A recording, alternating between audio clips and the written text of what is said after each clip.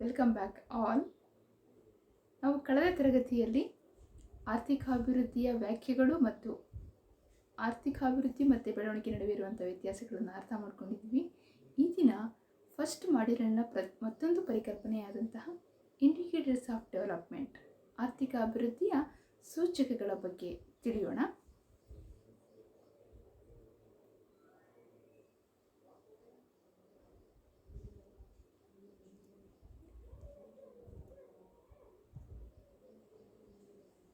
Economic development ಅನ್ನುವಂಥದ್ದು ಹಂಗಂದರೆ ಏನು? Economic development ಮತ್ತು ಬೆಳವಣಿಗೆ ಎರಡು ಹೇಗೆ ಒಂದೇ ಅಲ್ಲ, ಅವೆರಡರ ನಡುವೆ ಇದ್ದಂಥ ವ್ಯತ್ಯಾಸಗಳೇನೇನು ಅನ್ನೋದನ್ನು ನಾವು ಕಳೆದ ತರಗತಿಯಲ್ಲಿ ಅರ್ಥ ಮಾಡ್ಕೊಂಡಿದ್ದೇವೆ. Economic indicators of the economic development, ಆರ್ಥಿಕಾಭಿವೃದ್ಧಿಯ ಸೂಚಕಗಳಾಗಿ ನಾವು ಹಲವು ಅಂಶಗಳನ್ನು ಗುರುತಿಸ್ಬೋದು. ಅಂದರೆ what are the main indicators of economic development ಅನ್ನುವಂತಹ ಪ್ರಶ್ನೆಯನ್ನು ನಾವು ಹಾಕಿಕೊಂಡಾಗ ನಮ್ಮ ಮೈಂಡಲ್ಲಿ ಬರುವಂಥದ್ದು ಹಲವು ಅಂಶಗಳು. ಅದು ಪ್ರಾಥಮಿಕವಾಗಿ ರಾಷ್ಟ್ರೀಯ ಆದಾಯ ಇರ್ಬೋದು, ತಲಾದಾಯ ಇರ್ಬೋದು, ಹೌದು, ಗುಡ್, ಕೆಲವೊಂದು ಎಕನಾಮಿಕ್ ಆ್ಯಂಡ್ ಸೋಷಿಯಲ್ ಇಂಡಿಕೇಟರ್ಸ್ಗಳಿರ್ಬೋದು, ಹಾಗೆಯೇ ಇಂಡಸ್ಟ್ರಿಯಲ್ ಪ್ರೋಗ್ರೆಸ್ಸನ್ನು ನಾವು ಹೇಳ್ಬೋದು, ವೆರಿ ಗುಡ್, ಕ್ಯಾಪಿಟಲನ್ನು ಹೇಳ್ಬೋದು. ಇವೆಲ್ಲವನ್ನು ಸಹ ನಾವು ಯಾವುದು ಈ ಎಲ್ಲ ಅಧಿಕ ಪ್ರಮಾಣದಲ್ಲಿ ಅಥವಾ ಹೆಚ್ಚಿನ ದರದಲ್ಲಿ ಸಾಧ್ಯ ಇರುತ್ತೋ ಅಂತಹ ಒಂದು ದೇಶಗಳು ಅಭಿವೃದ್ಧಿಯನ್ನು ಸಾಧಿಸ್ತಾ ಇದ್ದಾವೆ ಅನ್ನುವಂತಹ ತೀರ್ಮಾನಕ್ಕೆ ಬರಬಹುದು. ಹಾಗಿದ್ದರೆ ಯಾವುವು ಆ ಎಲ್ಲ ಇಂಡಿಕೇಟರ್ಗಳು ಅನ್ನೋದನ್ನು ನಾವೊಂದು ಸಿಂಪಲ್ಲಾಗಿ ಹಾಗೆ ಒನ್ ಬೈ ಒನ್ ನೋಡ್ತಾ ಹೋಗೋಣ. ನೀವು ಹೇಳೋದಿದ್ರೆ ಹಾಗೆ ಪಟ್ಟಿ ಮಾಡ್ಕೊಳ್ಳಿ. ನ್ಯಾಷನಲ್ ಇನ್ಕಮನ್ನು ನಾವು ಎಕನಾಮಿಕ್ ಇಂಡಿಕೇಟರ್ ಅಂತ ತೊಗೊಬೋದು. Per capita income, per capita consumption, national income, per capita income, per capita consumption, social indicators, industrial progress, capital formation, ಇವೆಲ್ಲವನ್ನು ನಾವು ಎಕನಾಮಿಕ್ ಇಂಡಿಕೇಟರ್ಸ್ ಅಂತೇಳಿ ಗುರುತಿಸ್ಬೋದು. ಈಗ ಒನ್ ಬೈ ಒನ್ ನಾವು ಅವನ್ನ ನೋಡ್ತಾ ಹೋಗೋಣ. ನ್ಯಾಷನಲ್ ಇನ್ಕಮನ್ನು ನಾವು ಎಕನಾಮಿಕ್ ಇಂಡಿಕೇಟರ್ ಪ್ರಮುಖ ಇಂಡಿಕೇಟರ್ ಆಗಿ ಗುರುತಿಸ್ತೇವೆ. ಇದರ what is national income? National income is A total market value of final goods and services produced in a country at A particular period of time. ಒಂದು ನಿರ್ದಿಷ್ಟ ಅವಧಿಯಲ್ಲಿ ಒಂದು ನಿರ್ದಿಷ್ಟ ದೇಶದಲ್ಲಿ ಅಥವಾ ಒಂದು ದೇಶದಲ್ಲಿ ಉತ್ಪಾದನೆ ಆಗುವಂತಹ ಅಂತಿಮ ಸರಕು ಮತ್ತು ಸೇವೆಗಳ ಒಟ್ಟು ಮಾರುಕಟ್ಟೆ ಮೌಲ್ಯವನ್ನು ನಾವು ರಾಷ್ಟ್ರೀಯ ಆದಾಯ ಅಂತೇಳಿ ಕರಿತೇವೆ. So when rises in national income, economic development indicates economic development also increases or increase in economic development level. ರಾಷ್ಟ್ರೀಯ ಆದಾಯದ ಹೆಚ್ಚಳ ಆರ್ಥಿಕ ಅಭಿವೃದ್ಧಿಯ ಹೆಚ್ಚಳವನ್ನು ಸೂಚಿಸುತ್ತೆ. ವೈಸ್ ವರ್ಸ, ರಾಷ್ಟ್ರೀಯ ಆದಾಯದಲ್ಲಿ ಇಳಿಕೆ ಇದ್ದರೆ ಆರ್ಥಿಕ ಅಭಿವೃದ್ಧಿಯು ಇಳಿಕೆ ಆಗುತ್ತೆ ಅನ್ನೋ ತೀರ್ಮಾನಕ್ಕೆ ನಾವು ಬರಬಹುದು. ಹಾಗೆಯೇ ಎರಡನೇ indicator per capita income. What you mean by per capita income? So per capita income is a average income of the people living in a country of the per capita income. ಒಂದು ದೇಶದಲ್ಲಿ ವಾಸ ಮಾಡುವಂತಹ ಜನರ ಸರಾಸರಿ ಆದಾಯವನ್ನು ನಾವು ತಲಾದಾಯ ಅಂಥೇಳಿ ಕರಿಬೋದು. ಇದನ್ನು ಟೋಟಲ್ ಪಾಪ್ಯುಲೇಷನಿಂದ ಟೋಟಲ್ ಇನ್ಕಮ್ ಆಫ್ ಏರಿಯಾ ಅಂದರೆ ಟೋಟಲ್ ಇನ್ಕಮನ್ನು ಭಾಗಿಸಿದರೆ ನಮಗೆ ತಲಾದಾಯ ಲಭ್ಯ ಆಗುತ್ತೆ. So when per capita income increases, it indicates development also increases. And when per capita level high, it indicates welfare of the country is also high. ಯಾವಾಗ ತಲಾದಾಯದ ದರವು ಅಧಿಕವಾಗಿರುತ್ತೋ, ತಲಾದಾಯದ ದರವು ಉನ್ನತವಾಗಿರುತ್ತೋ, ಆಗ ಆ ದೇಶದ ಕಲ್ಯಾಣ ಅಥವಾ ಯೋಗಕ್ಷೇಮ ದರವು ಸಹ ಅಧಿಕವಾಗಿರುತ್ತೆ ಅನ್ನೋ ತೀರ್ಮಾನವನ್ನು ನಾವು ಮಾಡ್ಬೋದಾಗಿದೆ. ಹಾಗೆ ಥರ್ಡ್ ಒನ್ ಇಂಡಿಕೇಟರಾಗಿ ನಾವು ಪರ್ ಕ್ಯಾಪಿಟಾ ಕನ್ಸಂಪ್ಷನನ್ನು ಹೇಳ್ಬೋದು. ತಲಾ ಅನುಭೋಗ ಅಂತೇಳಿ ಕರಿತೇವೆ. ತಲಾ ಅನುಭೋಗ ಏನು ಡಿನೋಟ್ ಮಾಡುತ್ತೆ? ತಲಾ ಅನುಭೋಗ ಅಂತ ಅನ್ನೋದು ಕನ್ಸ್ಯೂಮರ್ನ ಸ್ಪೆಂಡಿಂಗನ್ನು. ಅಂದರೆ when increases consumption of goods and services is measured, consumption of goods and services by the people is measured by per capita consumption. ಒಂದು ದೇಶದ ಜನರು ಸರಕು ಮತ್ತು ಸೇವೆಗಳ ಮೇಲೆ ಮಾಡಲಾಗುವಂತಹ ವೆಚ್ಚಗಳನ್ನು ಮಾಪನ ಮಾಡುವಂತಹ ಒಂದು ಪ್ರಕ್ರಿಯೆಯೇ ಅಥವಾ ಮಾಪಕವೇ per capita consumption. Per capita consumption denotes or shows quality life of people.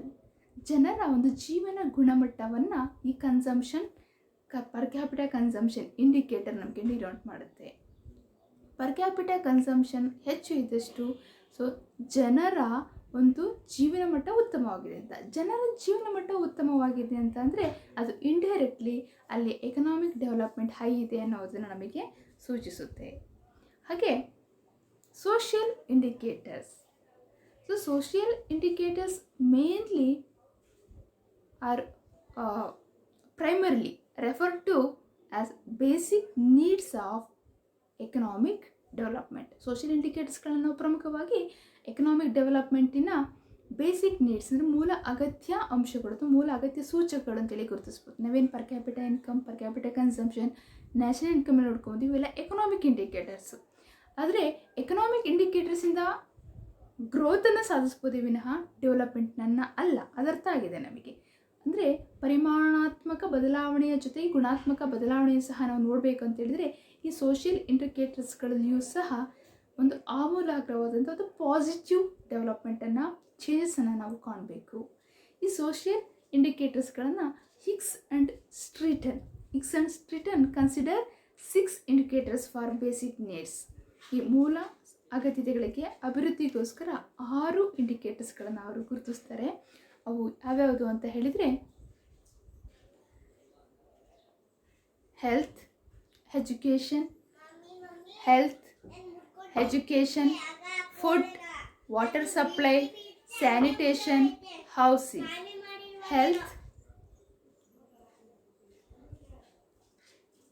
Health, education, food, water supply, sanitation, housing.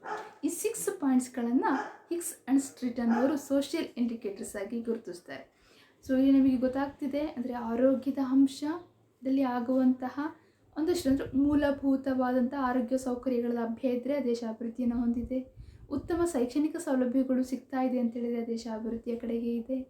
ಹಾಗೆಯೇ ಒಳ್ಳೆಯ ಉತ್ತಮವಾದಂತಹ ಆಹಾರ ಅಂದರೆ ನ್ಯೂಟ್ರಿಷನ್, ಪೋಷಕಾಂಶ ಭರಿತವಾದಂಥ ಆಹಾರ ಲಭ್ಯವಿದ್ದರೆ ಅಲ್ಲಿ ಅಭಿವೃದ್ಧಿ ಇದೆ. ವಾಟರ್ ಸಪ್ಲೈ, ಡ್ರಿಂಕಿಂಗ್ ವಾಟರ್, ಶುದ್ಧವಾದ ಕುಡಿಯುವ ನೀರು ಪ್ರತಿಯೊಬ್ಬ ದೇಶದ ಪ್ರಜೆಗೂ ಲಭ್ಯ ಇದ್ದರೆ ಆ ದೇಶ ಅಭಿವೃದ್ಧಿಯನ್ನು ಸಾಧಿಸಿದೆ ಅಂತ ಹೇಳ್ಬೋದು. ಸ್ಯಾನಿಟೇಷನ್, ನೈರ್ಮಲ್ಯ. ಹೌಸಿಂಗ್, ಪ್ರತಿಯೊಬ್ಬರಿಗೂ ಒಂದು ಪಕ್ಕಾ ಹೌಸ್ ಅಂತ ಹೇಳ್ತೀವಿ. ಕಚ್ಚಾ ಹೌಸ್ಗಿಂತ ಪಕ್ಕಾ ಹೌಸ್, ಒಂದು ಮೌಲ್ಡಿಂಗ್ ಇರುವಂತಹ, ಯಾವುದೇ ಮಳೆ ಮತ್ತೊಂದಕ್ಕೆ ಆ ಮನುಷ್ಯ ಆ ಕುಟುಂಬ ಮರ್ಯಾದೆಯಿಂದ ಬದುಕುವಂತಹ ಒಂದು ಸೂರು ಆ ವ್ಯಕ್ತಿಗೆ ಲಭ್ಯ ಇದ್ದರೆ ಈ 6 ಅಂಶಗಳು ಸೋಷಿಯಲ್ ಇಂಡಿಕೇಟರ್ಸ್ ಆಗಿರುತ್ತೆ. ಈ 6 ಅಂಶಗಳಲ್ಲಿ ಯಾವ ದೇಶ ಬೆಳವಣಿಗೆಯನ್ನು ಸಾಧಿಸಿದೆಯೋ, ಯಾವ ದೇಶ ಪಾಸಿಟಿವಿಟಿಯಾಗಿ ಅಥವಾ ಪಾಸಿಟಿವ್ ಇನ್ಕ್ರೀಸಿಂಗ್ ದರಗಳನ್ನು ದಾಖಲಿಸ್ತಾ ಇದೆಯೋ ಆ ದೇಶ ಅಭಿವೃದ್ಧಿಯನ್ನು ಸಾಧಿಸುತ್ತೆ ಅಂತೇಳಿ ಹೇಳ್ಬೋದಾಗಿದೆ. And the 5th one is industrial progress, ಕೈಗಾರಿಕಾ ಪ್ರಗತಿ. So industrial progress is one of the main indicators of the economic development. So because when industrial progress increases, it induces increase in national income, national output and per capita income. ಯಾವಾಗ ಕೈಗಾರಿಕಾ ಬೆಳವಣಿಗೆಗಳು ಅಥವಾ ಕೈಗಾರಿಕಾ ಪ್ರಗತಿ ಅಭಿವೃದ್ಧಿಯನ್ನು ಆಗುತ್ತೋ ಒಂದು ದೇಶದಲ್ಲಿ, ಅದು ಆ ದೇಶದ ಜನರ ತಲಾದಾಯವನ್ನು, ಆ ರಾಷ್ಟ್ರದ ರಾಷ್ಟ್ರೀಯ ಆದಾಯವನ್ನು ಹೆಚ್ಚಿಸುವಲ್ಲಿ ಪ್ರಮುಖ ಪಾತ್ರವನ್ನು ವಹಿಸುತ್ತೆ. ಹಾಗಾಗಿ ಇಂಡಸ್ಟ್ರಿಯಲ್ ಪ್ರೋಗ್ರೆಸ್ ಸಹ ಎಕನಾಮಿಕ್ ಡೆವಲಪ್ಮೆಂಟ್ ಇಂಡಿಕೇಟರ್ ಆಗಿ ನಾವು ಕಾಣ್ಬೋದು. ಸೊ ಹಾಗೆಯೇ 6th and last one is capital formation. So capital formation means, in capital formation is referred to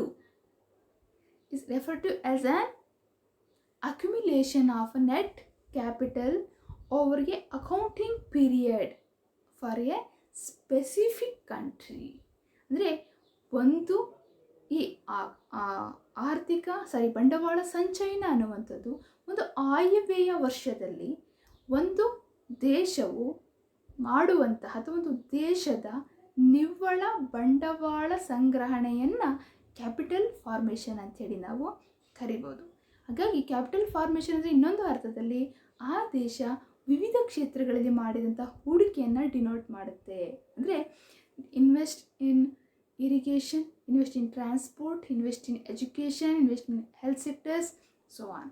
ಹೀಗೆ ವಿವಿಧ ಕ್ಷೇತ್ರಗಳಲ್ಲಿ ಅದು ಇನ್ವೆಸ್ಟ್ ಮಾಡೋದನ್ನು ನೋಡ್ಬೋದು. ಅಂದರೆ ನಾವಿಲ್ಲಿ ನೋಡ್ತಾ ಇದ್ದೀವಿ ಹೇಗೆ ಒಂದು ಅಭಿವೃದ್ಧಿಶೀಲ ರಾಷ್ಟ್ರಗಳಲ್ಲಿ ಕ್ಯಾಪಿಟಲ್ ಫಾರ್ಮೇಷನ್ ಅನ್ನೋದು ಒಂದು ಕಷ್ಟಕರವಾದಾಗಿರುತ್ತೆ, ಅಥವಾ ಕ್ಯಾಪಿಟಲ್ ಫಾರ್ಮೇಷನ್ಗೆ ಯಾವೆಲ್ಲ ಅಂಶಗಳು ಕಾರಣ ಆಗುತ್ತೆ ಅನ್ನೋದನ್ನು ನಾವು ಈ ಒಂದು ಚಾರ್ಟಲ್ಲಿ ನೋಡ್ತಾ ಇದ್ದೇವೆ.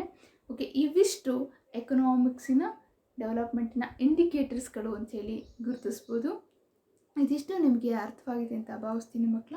ಮುಂದಿನ ತರಗತಿಯಲ್ಲಿ ನಾವು ಮೆಜರ್ಸ್ ಆಫ್ ಎಕನಾಮಿಕ್ ಡೆವಲಪ್ಮೆಂಟ್ ಬಗ್ಗೆ ತಿಳಿಯೋಣ. ಅಂದರೆ ಇದುವರೆಗೂ ನೀವು ಆರ್ಥಿಕ ಅಭಿವೃದ್ಧಿಯ ಅರ್ಥ, ಆರ್ಥಿಕ ಅಭಿವೃದ್ಧಿ ಬೆಳವಣಿಗೆಗಳ ವ್ಯತ್ಯಾಸ, ಹಾಗೆಯೇ ಆರ್ಥಿಕ ಅಭಿವೃದ್ಧಿಯ ಸೂಚಕಗಳು ಯಾವುವು ಅನ್ನೋದನ್ನು ಅರ್ಥ ಮಾಡ್ಕೊಂಡಿದ್ದೀವಿ. ನಂತರದ ತರಗತಿಯಲ್ಲಿ ನಾವು ಆರ್ಥಿಕ ಅಭಿವೃದ್ಧಿಯ ಮಾಪಕಗಳು ಯಾವ್ಯಾವು ಅನ್ನೋದನ್ನು ನೋಡೋಣ. ಸೊ ಇದಕ್ಕೆ ನಿಮಗೆ ಹೆಚ್ಚಿನ ಮಾಹಿತಿಗಳು ಬೇಕಿದ್ದರೆ ಈ ಒಂದು ರೆಫರೆನ್ಸ್ ಬುಕ್ಗಳನ್ನು ರೆಫರ್ ಮಾಡಿ ಅಂತೇಳಿ ಹೇಳ್ತೇನೆ. ಇದುವರೆಗೂ ಈ ಒಂದು ಕ್ಲಾಸನ್ನು ವಾಚ್ ಮಾಡಿದ್ದಕ್ಕೆ ನಿಮಗೆಲ್ಲ ಧನ್ಯವಾದಗಳು.